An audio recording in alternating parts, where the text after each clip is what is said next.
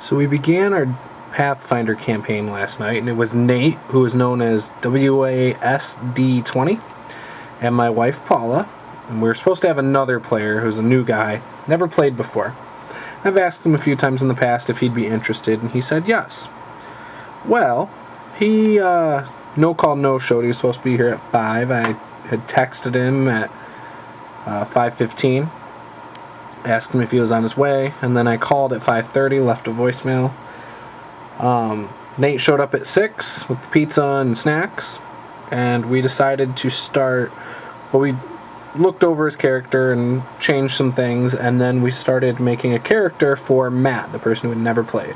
We came up with a dwarf fighter, and he called at about 7:30, and we said, hey, if you can get over here, you can still play. And he said, oh, okay, let me eat dinner first. And I told him we had food if he wanted, and he said, well, I'll eat here, and then I'll head over. Well, he never headed over. He never called, never texted. I texted him. He didn't text me back. Needless to say, he will not be invited back for any of our games. Now, if he were to reach out to us and say, hey, I want to play, I guess that's one thing, but I will not be asking him to play anymore. So with all that said, this is the stuff that I crafted for our game. It started off in a town called Pine Run, which is a homebrew, and it's just outside of Sandpoint in Galarian. And while in Pine Run, the players went to the tavern. Actually, before they even got to Pine Run, they were about a mile and a half out, they came across a person who was attacked by a snake. They got rid of the snake much too quickly for my liking.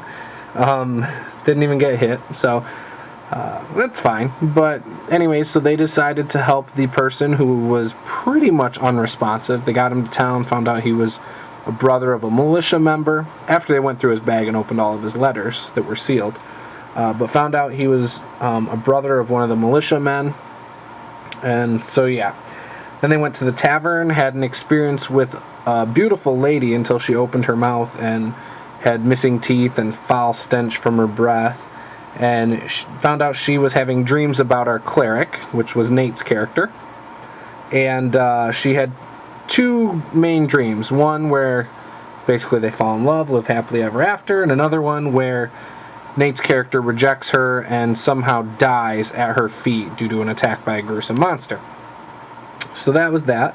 They talked to a guy up at the bar who happened to be a former miner, the only survivor of the mines incident.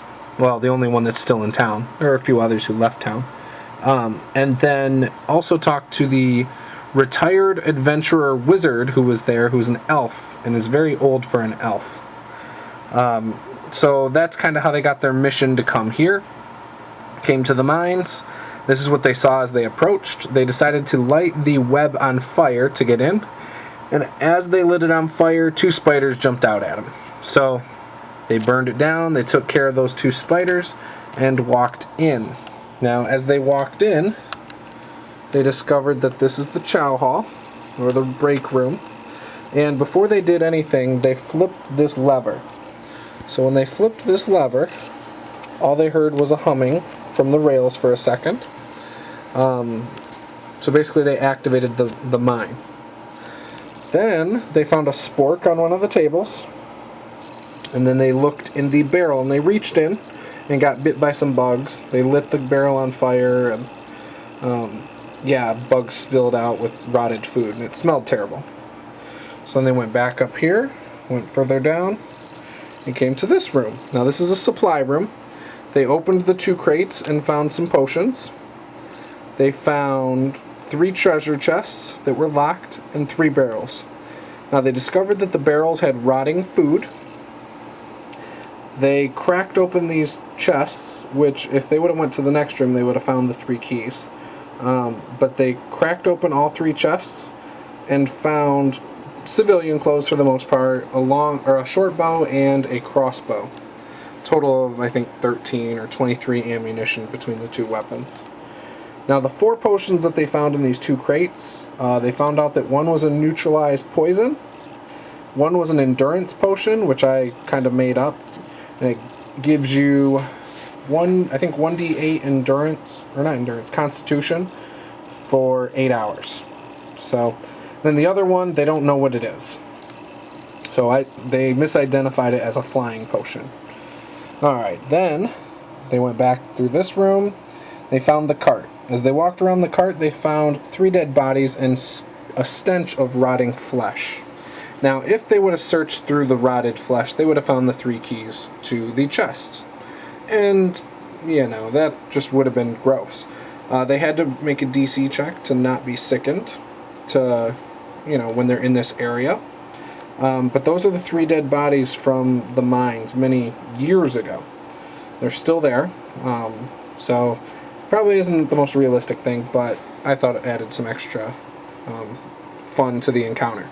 Now, they fought a large earth elemental, which the cleric decided to try and come over here and hide behind this cart, and as he did, he failed his sickened check, and so it was -2 on his rolls for the combat.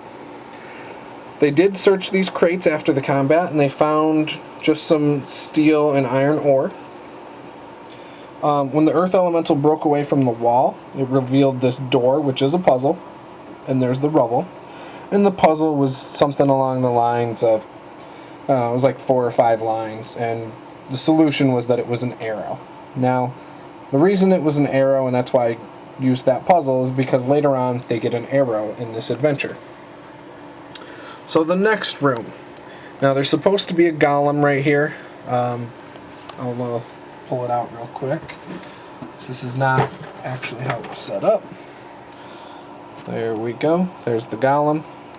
Now, that is just a statue. It's not an actual golem, but it had them freaking out, which was funny.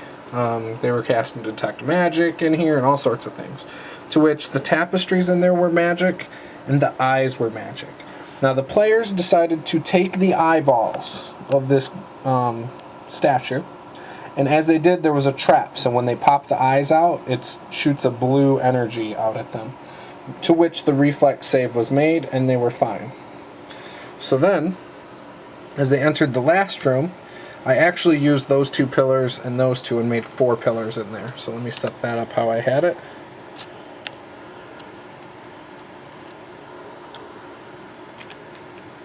Alright, so that's how the room was. Okay, so a little bit restricting.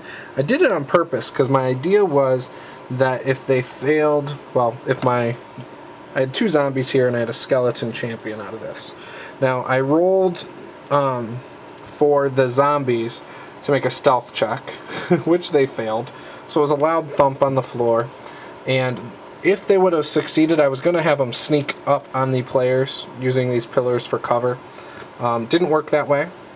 But yeah, we had a big combat here, to which our cleric actually went negative hit points and happened to be revived after the battle. And so anyways, after they fought them, the skeleton champion had ceremonial breastplate, ceremonial sword, longsword, and a ceremonial shield. In the chests, they found a potion, which they wrongly identified as flying again. And then they also found, a petrified tongue, and which they detected magic on and found out that it was a key. I told the player that they had to roll a d20. If they hit a 20, naturally, they'd know what it was, and Paula rolled a 20. It was crazy. But, so they found out it's a key for something. And then the arrow, they made a knowledge check and found out that was a key as well to the Temple of Elementals, which hasn't been discovered for many years. So they have 2 keys, don't know exactly where to go with them, but yeah. And they know that they're both magical. So, yeah, they don't necessarily know what the magic does, they just know that they're 2 keys. So, yeah, that was our adventure. It went really well. We ended up playing till about 11 o'clock, which was about 2 hours later than what we were planning. We were planning on playing till 9, but with the game not starting until about 7:30, it was fine. And my wife found out she didn't have to work until later. So that's the adventure. I was really proud with my crafting. I think it turned out okay. If you lift these up, you could use this as a cavern instead. So yeah, Nate seemed to like it. He took some pictures of it. So hopefully he'll like what else I do in future videos, or not future videos, but future games. I try to craft one thing per game. I did these for a game. I did this for this game. So yeah, hopefully we get something good. I have a month to do something else, so that's more than enough time for me. It takes me about a week to see a project through with cardboard. So really, I could do it in about 3 days, but you know, with between working and things like that, it takes about a week. So yeah, I had a lot of fun and looking forward to doing it again. Hope you guys like this video. If you like it, please leave a comment, like, subscribe, share it with your friends, all that good stuff. And I will see you next time. Thanks. Bye.